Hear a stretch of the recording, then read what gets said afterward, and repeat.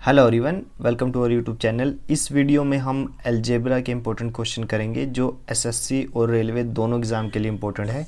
तो चलिए वीडियो को शुरू करते हैं। तो फर्स्ट क्वेश्चन है, यदि x की power x root x equal है x इंटू रूट x की पावर x के, तो x किसके बराबर है।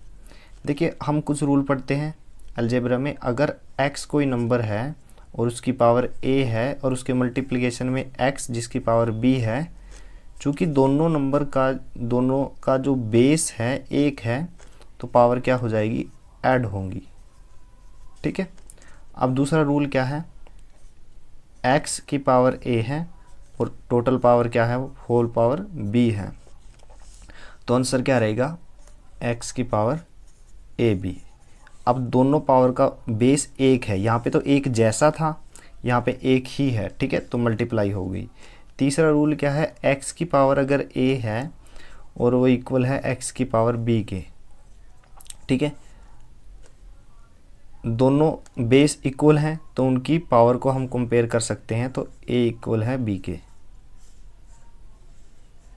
ठीक है, अब हम क्वेश्चन करते हैं। क्वेश्चन में क्या दिया हुआ है, x की power x root x equal है x रूट x की पावर क्या है, x। अब इसको ध्यान से देखिए, इसको सोल्व करते हैं। x रूट x को मैं क्या लिखूं, x रूट x का मतलब क्या होता है, x की पावर 1/2। ठीक है, अब ये यहाँ इसको कैसे सोल्व करेंगे, ये वाली प्रॉपर्टी लगा के।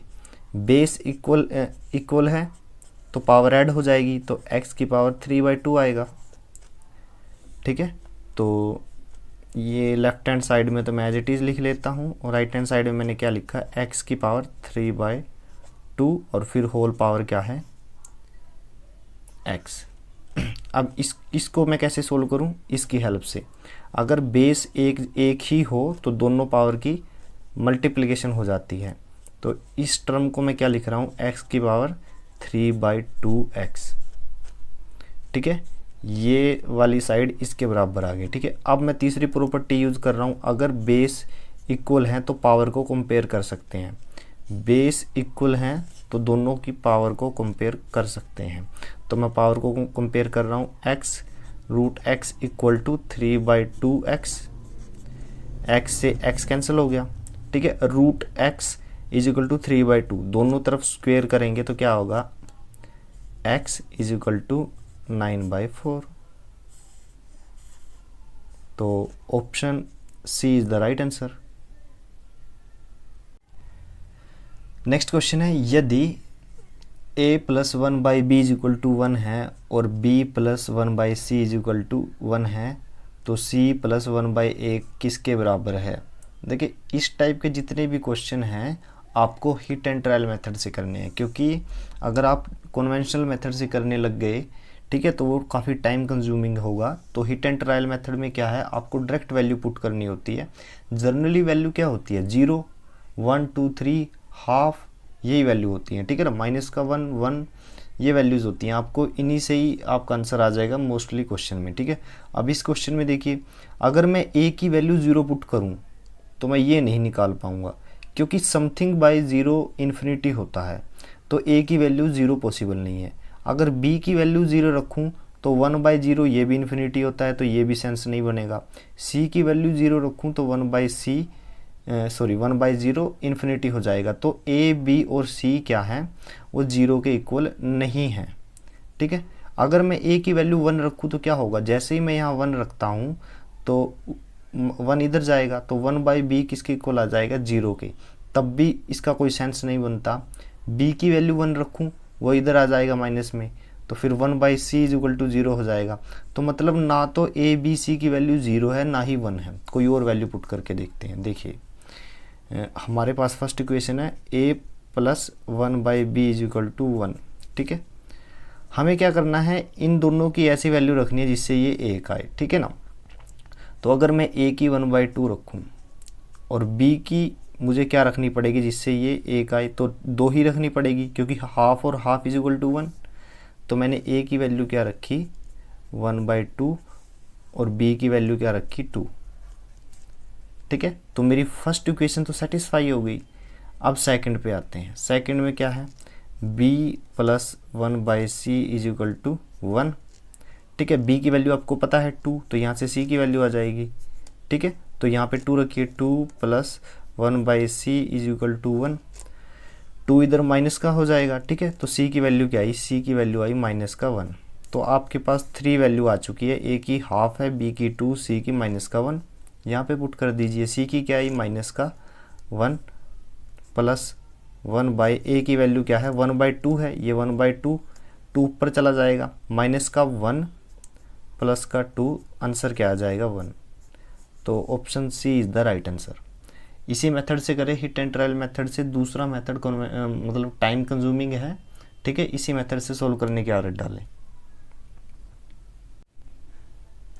नेक्स्ट क्वेश्चन है, यदि 3/5 की पावर 3 है इंटू 3/5 की पावर -6, ये सब इक्वल हैं, 3/5 की पावर 2x - 1 है, तो x की वैल्यू निकालिए। देखिए, सेम प्रॉपर्टी इससे पहले जो हमने क्वेश्चन में यूज़ की थी, सेम प्रॉपर्टी यहीं पे यूज़ करेंगे। ठीक है, तो 2-3 रूल हैं, उन्हीं के ऊपर बार बार एसएससी और रेलवे एग्ज़ाम में क्वेश्चन पूछता है। ठीक है ना, तो अगर बेस इक्वल है, ठीक है, मल्टीप्लिकेशन में बेस इक्वल है, तो पावर क्या होती हैं, ऐड हो जाएंगी।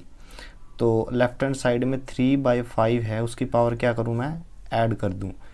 3 माइनस का 6 ऐड किया तो ये तो माइनस हो गया। ठीक है ना, is equal to 3/5 is equal to 2x minus का 1। अब दूसरा रूल क्या है, इक्वल के सिंबल में लेफ्ट और राइट साइड में अगर बेस इक्वल है तो हम उनकी पावर को कंपेयर कर सकते हैं। तो 3 माइनस 6 माइनस का 3 आ गया, ये किसके इक्वल है, 2x माइनस का 1। यहाँ से x की वैल्यू कैसे निकालेंगे, ये माइनस का 1 लेफ्ट हैंड साइड में जाके पॉजिटिव हो जाएगा, तो क्या बचेगा माइनस का 2 इज इक्वल टू 2x। यहाँ से x की वैल्यू कैसे निकालेंगे, 2 डिवाइड में चला जाएगा, तो x की वैल्यू आ गई माइनस का 1।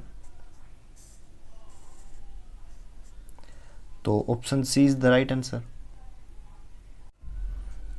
नेक्स्ट क्वेश्चन है, यदि 2 की पावर 2x - y बराबर 16 है और 2 की पावर x जमा y बराबर है 32 के, तो x गुना y का मान ज्ञात करें। अब 2 की पावर क्या है, 2x - y, तो 16 को मैं क्या लिखूं, 16 को मैं क्या लिखूं, 2 गुना 2 गुना 2 गुना 2 दैट इज इक्वल टू 2 की पावर 4। ठीक है ना, ये जो वैल्यू है यहाँ पे मैं पुट कर रहा हूँ 2 की पावर 4। ठीक है, अब अलजेब्रा में एक रूल होता है, अगर इक्वल के लेफ्ट और राइट साइड में बेस इक्वल है तो हम पावर को कंपेयर कर सकते हैं। तो करिए, 2x - y इक्वल है 4 के। ठीक है, ये फर्स्ट इक्वेशन होगी। अब देखते हैं इस इक्वेशन को, 2 की पावर x प्लस y किसके इक्वल है, 32 के। इसको मैं क्या लिखूं, 2 की पावर 4 क्या है, 16, तो एक बार और 2 से मल्टीप्लाई करूंगा तो 16 दूनी 32, 4 की जगह क्या आएगा 5। तो 2 की पावर 5, बेस इक्वल है तो पावर को कंपेयर कर सकता हूँ। ठीक है ना, पावर क्या आएगी, x plus y is equal to 5। ठीक है, अब इन दोनों इक्वेशन को सॉल्व करिए, जोड़ दीजिए दोनों इक्वेशन को, y से y कैंसिल हो जाएगा, 2x और x 3x बराबर किसके आएगा, 4 और 5 9 के। तो x की वैल्यू क्या है, यहाँ पे x की वैल्यू है 3, क्योंकि 3 डिवाइड में आएगा, 3 से कैंसिल होगा, x की वैल्यू क्या आ जाएगी 3। x की वैल्यू क्या करिए, इसी इक्वेशन में रख दीजिए, x की वैल्यू 3 रखूंगा तो y की वैल्यू क्या आएगी 5 - 3, यानी y की वैल्यू 2 आई। ठीक है, हमसे पूछा गया है x y का मान ज्ञात कीजिए, x की वैल्यू 3 है, y की वैल्यू 2, तो x y का मान आ गया 6। Option C is the right answer. Next question है, यदि 5 की पावर √x प्लस 12 की power √x is equal to 13 की पावर √x है, तो x किसके बराबर है। सबसे पहले आप सिर्फ बेस के ऊपर ध्यान दें, पावर भूल जाइए। ठीक है ना, मैं √x की वैल्यू a रख लेता हूँ, तो 5 की पावर a प्लस 12 की पावर a 13 की पावर a। देखिए, ये अगर आपको पता हो तो ये तीनों नंबर क्या हैं, ट्रिपलेट हैं। पाइथागोरस थ्योरम में ये तीनों क्या हैं, ट्रिपलेट, यानी तीनों नंबर पाइथागोरस थ्योरम को सेटिस्फाई करते हैं। ठीक है, और पाइथागोरस थ्योरम क्या है, जो कर्ण है, कर्ण यानी हाइपोटेन्यूज, ठीक है ना, उसका स्क्वायर इक्वल होता है आधार ठीक है, यानी बेस इसका स्क्वायर प्लस लंब यानी परपेंडिकुलर, ठीक है, इसका स्क्वायर। तो ये जो तीनों नंबर हैं, ये कर्ण कितना है यहाँ पे इस इक्वेशन के अकॉर्डिंग 13, और आधार और लंब दोनों की वैल्यू कुछ भी हो सकती है, 5 भी हो सकती है और 12 भी। तो मैंने 5 यहाँ रख लिया, 12 यहाँ पे, ठीक है ना। ये तीनों नंबर तभी सेटिस्फाई करेंगे जब पावर 2 होगी। ये ट्रिपलेट है, आपको नाम याद हो, नंबर याद होने चाहिए। इसके अलावा और भी हैं, जैसे 3 4 5, 5 12 13, आपको याद होने चाहिए, ठीक है ना, बेसिक चीज़ें हैं ये। तो इसका मतलब क्या है, ए की वैल्यू क्या आई यहाँ से, ए की वैल्यू क्या आई है 2। हमने ए किसको माना था, रूट एक्स को, रूट एक्स को हमने ए मानना था, वो किसके इक्वल आ गया 2 के। हमें तो एक्स की वैल्यू निकालनी है दोनों तरफ स्क्वायर करने पर, ठीक है। तो रूट से स्क्वायर कैंसिल हो जाएगा, तो एक्स की वैल्यू क्या आई 4। तो option B is the right answer.